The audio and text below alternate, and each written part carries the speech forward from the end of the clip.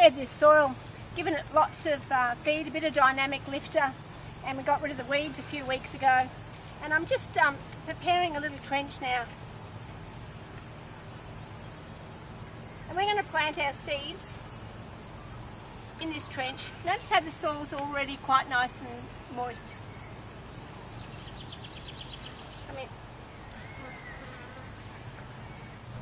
What I'm going to do is plant 2 varieties of corn. Like sometimes the weather's not really good for one variety, but it'll be good for another. So I've got my corn here. We're going to plant them roughly 1 inch deep, or 2.5 centimetres for those of you in centimetres. So I've got 2 varieties here, and I'm actually going to plant half a row of one variety and half a row of the other variety. I'll just pop my stick there so I know where's half. And I'm going to put them about sort of 8 to 10 inches apart. So we're just going to plant them down.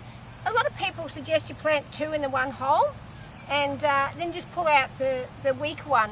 But I'm not going to do that because I've done this, I'll show you my other corn in a minute, and that's what I did with them, and I've been very happy with the results. So I'm just going to repeat the process. Just dropped a bit of corn, so I'll just pick those up. And I'm going to label these. So I've got my label ready. So this one's Cobden's Glory, so label's there, and then I'm just going to cover them back over so they're about 1 inch deep or so. I'm just going to pat them down. I mean, you can walk on them, but I don't like to make anything harder than the plants and need be. A bit like we like our own life, really. When you get your seed packet, it'll have all the information about planting in your zone. See, if you're in like a really hot tropical area, you can plant in winter, whereas others of you will be snowed in. So just follow the guide on the back of your packet, because it does vary quite a bit. But mostly spring and summer's the time to plant corn. And like I said, you lucky guys from the tropics can plant it in the winter as well. Okay, these rows are roughly 50 centimetres or 20 inches apart, and they're about 2 metres. It's called 2 yards long, just roughly. It's all about the pollination of the corn, is why we plant them the way we do. Sometimes you see long rows, and that doesn't really work very well. I'll just show you with this example. Let's pretend this is our corn.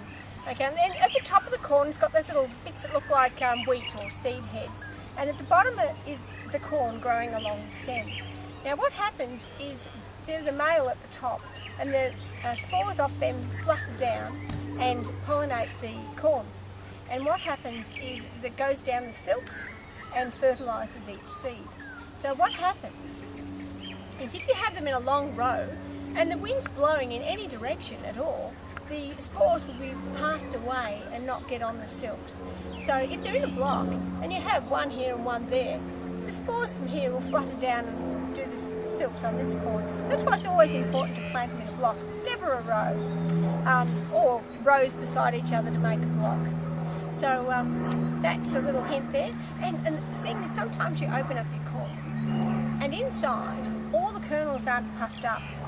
Now if they've got bits that aren't puffed up, but they're sort of just bits of the husk or the middle bit, that's because it hasn't been pollinated. So you might want to have a look at that and think about it if that's a problem with your corn. I'll do another video on when to harvest the corn, and we'll watch the progress of these guys. You might be tempted to buy corn seedlings in a little punnet when you go to the nursery or shop. I must admit, I don't really like to do that personally, because when you plant them, it really sets them back. They hate to be transplanted. And in actual fact, it'll take them at least 2 weeks to get even moving. So if you put in seeds, they'll be well and truly on the go. However, there is a little trick you can do.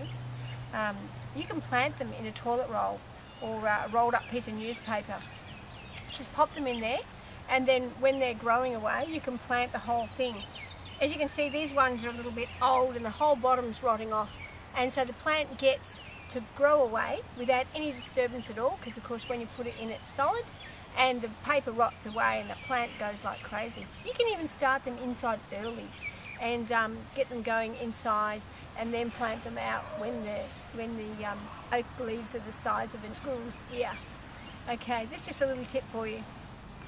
These seeds will be up in anything from 6 to 10 days. So it's great to put the date on the label, and that way you'll know if you were successful or not. And you can always replant rather than wait weeks and weeks.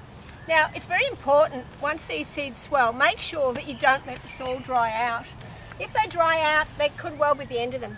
And I'm just going to pop my other seeds back, close that up, and then I'll be ready to plant again in a few more weeks' time. Just going to mark the rows here. Now, I'm a bit of a lazy gardener. I prefer to think smart rather than lazy. And I've got all this space that's dedicated to the garden. And I'm going to be watering it, and I've already fed it and looking after it. So I'll show you what I did with my other corn. Come and have a look. Okay, this is the corn I planted a little while before. I've done the same thing exactly, 2 different varieties, so there's a block of each one. I've done this so that I'll have a constant supply of corn to the household. Fresh, there's nothing like picking corn off a plant and then taking it, cooking it and eating it straight away, or even eating it raw. If you've never done that, you are in for a treat. It is just delicious. I have heard that corn loses a large amount of its nutrients in a very short time after picking. So what better way to get all your vitamins? You might look in the middle here. I've actually put lettuces down here. I haven't weeded it very well. Didn't know you were coming. Anyway, there's lettuces here, and like it's been said, I've been feeding them, watering them, looking after them. So this is like a freebie. In actual fact, the Native Americans used to plant beans, and sometimes at the bottom of their corn, and the corn would act as a stake for the bean. I'm actually going to do that. These lettuces are getting towards finish now, and I'm going to plant a new batch of lettuces and radishes. You can see my lettuce and radish videos if you just click on the links below, and I'll talk about how to do that. But it's like a freebie, so you can grow these and they'll be gone and finished and eaten before the corn's ready. So it's like getting 2 bits of veggies out of one garden. I hope you've enjoyed the video, and I might show the corn later on. So subscribe to my videos so you can watch out for when I do show you those. I've had a lot of flies around here. I don't know if you might have noticed me shaking them off. I think it's time to build a fly trap. And if you click on the link, you'll get that video as well. Anyway, I look forward to seeing you next time. Subscribe so you don't miss out on my next video. Happy gardening and good gardening.